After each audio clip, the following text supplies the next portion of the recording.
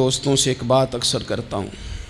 मैं कहता हूँ कि जितने दर्द से आप अमीर को अपनी कहानी सुनाते हैं ना, और जिस तरह आपके आंसू बात करने से पहले गिर जाते हैं कि गरीब हैं, बच्चियाँ हैं, कारोबार नहीं, ओ मेरे संगियो, इससे आधे आंसू अपने रब की बारगाह में बखेरो, उसके हुजूर अर्ज गुजार हो जाओ, उससे तलब करो।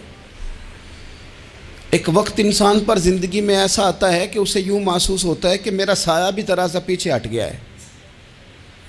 उसे यूँ लगता है कि मैं किसी सहारे पे हाथ डालता हूँ तो वो भाग जाता है मुझसे।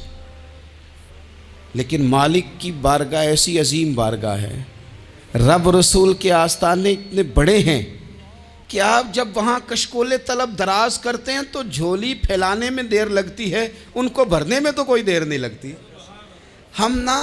हमने अपना सोच का किबला ही दुनिया को बना लिया है। ये जो अल्लाह वालों की मदद है, ये तो है नहीं, अल्लाह ही की मदद है।